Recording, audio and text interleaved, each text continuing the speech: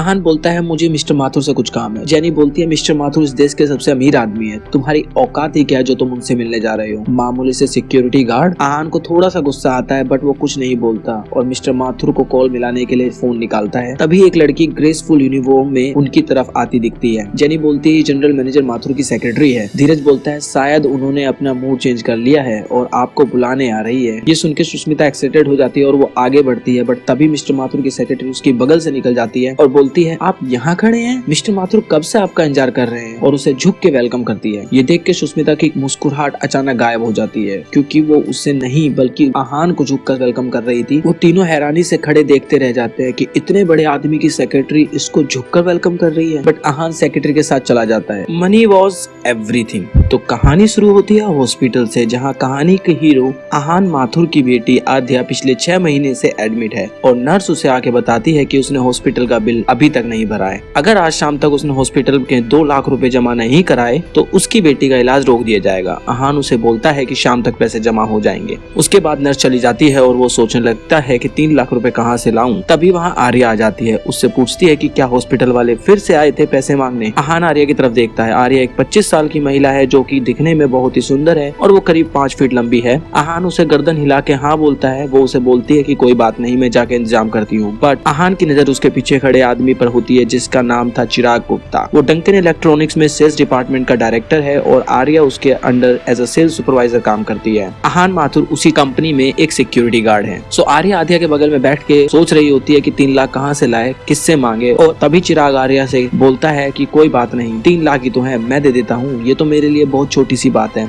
और ये कहते हुए वो आहान को देखता है और अपनी आईब्रोज को हिलाता है और उससे चिढ़ाने की कोशिश करता है। हरामी हो बेटा। आर्या मना कर देती है क्योंकि वो जानती है कि उसके मन में आर्या के लिए क्या चल रहा है। चिराग बोलता है अरे क्यों नहीं, मैं भी तो आद्या का अंकल हूँ और मैं उसका इलाज बंद होते हुए नहीं देख सकता। मगर इस बार आहान मना कर देता है। वो बोलता है कि मेरी बेटी की चिंता करने की तुम्हें जरूरत नहीं है। मगर चिराग हरामी है। वो बोलता है कोई बात नहीं, मुझे परेशान मत करो, तो तुम ले आओ 3 लाख रुपए। उसकी नजरों में तो वो एक सिक्योरिटी गार्ड है और उसे पता है कि वो नहीं ला सकता। बट आहान बोलता है दैट्स माई बिजनेस, तुम जा सकते हो। उसे बहुत पैसों की जरूरत थी, सिर्फ अपनी बेटी के इलाज के लिए ही नहीं बल्कि अब चिराग का भी मुंह बंद कराना था। मगर अभी तो 3 लाख भी जुगाड़ना बहुत मुश्किल था। उधर चिराग का ईगो हर्ट हो जाता है और वो प्लान बनाता है, नर्स को ढूंढता है जो कि आद्या की इंचार्ज थी। उसे चुपचाप 2000 रुपए पकड़ाता है और बोलता है कि आद्या के पेरेंट्स और पैसों का इंतजाम नहीं कर सकते, तुम उन पे दबाव बनाओ और बोलो कि उसे आज ही डिस्चार्ज कर रहे हैं। और वहाँ आर्या आहान से बोलती है कि तो मैं तुम्हें बोल देती हूँ अगर मेरी बेटी को कुछ हो गया तो मैं तुम्हें छोड़ूंगी नहीं। आहान बोलता है मैं पैसों का इंतजाम करके जा रहा हूँ। आर्या बोलती है कहाँ से लाओगे इतने पैसे। आहान कहता है कि ये मेरे पास कई तरीके हैं पैसों का इंतजाम करने के। हॉस्पिटल से बाहर निकलते हुए आहान एक लो क्वालिटी की सिगरेट चलाता है और एक गहरी सांस लेता है। पैसा पैसा पैसा, ये सब सिर्फ पैसों की वजह से। वो अपना फोन निकालता है और राकेश का नंबर ढूंढता है बट मिलाने से कतराता है क्योंकि राकेश उसका एक लौता दोस्त था इस शहर में और वो उससे पहले ही 50,000 उधार ले चुका था। और सबसे जरूरी बात कि राकेश के पास इतने पैसे होंगे भी नहीं देने को। आहान रेलिंग के सहारे खड़ा होकर सिगरेट के कश लगा रहा होता है और आसमान को घूरता रहता है और फाइनली गहरी सांस लेके एक अननोन नंबर डायल करता है। अंकल माथुर, क्या आप अभी भी दिल्ली में हैं? उधर से आवाज आती है अरे ये आप है मास्टर, अगर आप मेरे साथ वापस नहीं जाएंगे तो मैं आपको छोड़ के कहाँ जा सकता हूँ। एक बूढ़ा आदमी दूसरी तरफ से बोलता है। आहान बोलता है कि अंकल माथुर मुझे 3 लाख रुपए की सख्त जरूरत है। अंकल माथुर बोलते हैं 3 लाख क्या, तो तुम तो 30 लाख ले लो, सब तुम्हारा ही तो है, बट पहले तुम्हें पेपर साइन करने पड़ेंगे कि तुम इस प्रॉपर्टी की लीगल गार्जियन बनने को एक्सेप्ट कर। ठीक है मैं आता हूँ। कहाँ हो आप? वहीं ग्रैंड हयात बिल्डिंग में। माथुर बोलता है आप कहाँ हो मुझे बताओ, मैं गाड़ी भेज देता हूँ। आहान कहता है नहीं उसकी कोई जरूरत नहीं है, मैं आ रहा हूँ। मिस्टर माथुर सोचते हैं इतने सालों बाद अपनी माँ की डेथ को मास्टर भुला कर वापस आ रहे हैं। किसे पता था कि छोटी सी सिक्योरिटी गार्ड की नौकरी करने वाला आदमी इस देश का सबसे अमीर आदमी है। आहान जैसे ही ग्रैंड हयात पहुंचता है उसे सामने से उसकी सास बाहर निकलती दिखती है। उसकी सास उसे देख लेती है और सीधा उसके पास आ जाती है। सुष्मिता आते ही उससे गुस्से में बोलती है तुम यहाँ क्या कर रहे हो। आहान सुष्मिता को अवॉइड नहीं कर पाता। वो बोलता है मुझे अंदर मिस्टर माथुर से कुछ काम है। तभी उसकी साली बोलती है जीजा जी मेरी बहन ऑफिस का भी काम करती है, हॉस्पिटल में बेटी को भी संभालती है और तुम बस होटल में घूमते फिरो। You are such a disgusting man. Jenny की बगल में उसके कॉलेज का दोस्त धीरज भी खड़ा था जो बोलता है कि क्या यही तुम्हारा जीजा है जो अपनी बीवी की कमाई पर पलता है? ये तो कोई मजदूर सा नजर आता है। सुष्मिता एक पैरासूटिकल कंपनी की असिस्टेंट सेल्स मैनेजर है और वो जोस ग्रुप के साथ कोई बड़ी बिजनेस डील की मीटिंग के लिए यहीं पर आई थी बट कुछ हुआ नहीं था। धीरज ने बोला था कि वो जोस ग्रुप के मैनेजर को जानता है बट उसने मीटिंग तो दूर अंदर तक नहीं बुलाया। आहान उन तीनों की तरफ देखता है और कुछ बोला बिना हयात बिल्डिंग में जाने लगा है। सुष्मिता चिल्लाती है कहाँ जा रहे हो, तुम्हें तो अपनी बेटी के पास जाना चाहिए। Chapter chapter 2 do you have money. Ahaan बोलता है मुझे मिस्टर माथुर से कुछ काम है। जेनी बोलती है मिस्टर माथुर इस देश के सबसे अमीर आदमी है, तुम्हारी औकात ही क्या है जो तुम उनसे मिलने जा रहे हो, मामूली से सिक्योरिटी गार्ड। आहान को थोड़ा सा गुस्सा आता है बट वो कुछ नहीं बोलता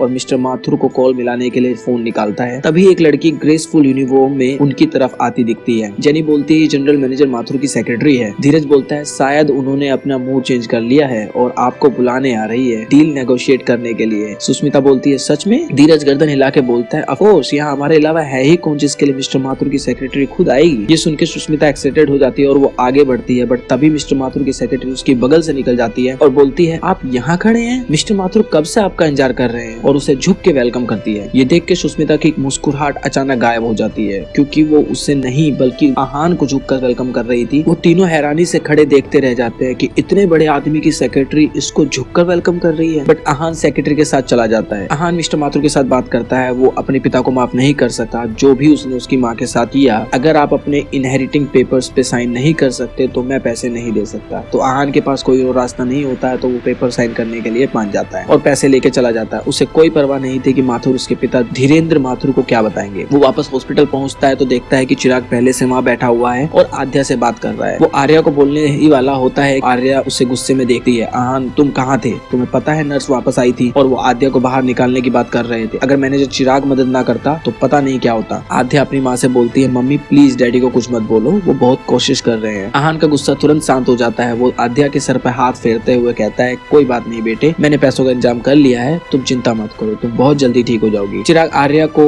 उकसाता है कि तुम बुरा मत मानना, शायद आहान ये सब आद्या का खुश करने के लिए बोल रहा हो, तुम चिंता मत करना, वैसे भी मैंने सारा बिल पे कर दिया है। आहान गुस्से में खड़ा होता है और चिराग पे चिल्लाता है। तभी आर्या बीच में आ जाती है, आहान तुम ये क्या कर रहे हो, अगर मैनेजर चिराग ना मत होते तो तुम्हें पता नहीं है क्या हो सकता था, माफी मांगो इनसे। आहान गुस्से में बोलता है क्यों, अगर बात पैसों की है तो ये रहे पैसे। चिराग हंसते हुए बोलता है क्या तुम्हारे पास 3 लाख रुपए हैं, क्योंकि उसकी नजरों में तो एक मामूली सा सिक्योरिटी गार्ड है। चैप्टर 3 उसे पता था उसे जॉब से निकाल देंगे। तभी आहान अपने हाथ में लिया हुआ काला ब्रीफकेस खोलता है और उसमें से पैसे बाहर गिर जाते हैं। आहान बोलता है उठाओ अपने पैसे और निकल जाओ यहाँ से। चिराग और आर्या शॉक हो जाते हैं कि 2 घंटे में इतने पैसे कहाँ से लाया। मगर आहान उसे कॉलर से पकड़ के रूम से बाहर फेंक देता है और बोलता है कि अगर तुम मुझे दोबारा इस हॉस्पिटल में दिखे तो तुम्हारे बेड भी नेक्स्ट रूम में बुक करा दूंगा, और ब्रीफकेस उसके ऊपर फेंक देता है। आर्या भागी भागी बाहर आती है, आहान क्या तुम पागल हो गए हो, माफी मांगो चिराग से। तभी चिराग खड़ा होता है और बोलता है कोई नहीं, मैं तुम्हारा कल कंपनी में वेट करूंगा। आहान आर्या से बोलता है मैं तुम्हें बोला था कि मुझे इसकी कोई हेल्प नहीं चाहिए, तुम नहीं जानती वो तुम्हारे लिए क्या सोचता है। आर्या को सब बताना चाहता था बट बताता नहीं है। अगले दिन आहान पहले ही जॉब छोड़ने का मन बना चुका था और वो बस अपनी बेटी का ख्याल रखना चाहता था। डंकन इलेक्ट्रॉन शहर की सबसे प्रोमिनेंट इलेक्ट्रॉनिक कंपनी थी। जैसे ही वो कंपनी में पहुंचता है उसके साथ ही सिक्योरिटी गार्ड पूछता है कि आद्या की तबीयत कैसी है। उसका नाम रवि था। वो आहान को बोलता है मैंने चिराग को सुपरवाइजर से बात करते सुना था, वो तुम्हें जॉब से निकालने की बोल रहे थे। आहान को कोई फर्क नहीं पड़ता, वो ऐसे भी जॉब छोड़ने आया था। तो वो सीधा सुपरवाइजर राशिद के ऑफिस तरफ जाता है। इससे पहले आहान कुछ कहता, राशिद उसे इन्फॉर्म करता है कि पिछले दिनों तुम काफी छुट्टियों पर थे तो उसकी वजह से हमारा काम पे बहुत फर्क पड़ रहा था, तो मिस्टर शॉन ने बात तुम्हें नौकरी से निकाल दिया है। तो आहान बोलता है ओके मेरी सैलरी दे दो, मैं चला जाता हूँ। सुपरवाइजर राशिद बोलता है तुम्हें जॉब से निकाला जा रहा है तो सैलरी कैसी, और तो और अपना सिक्योरिटी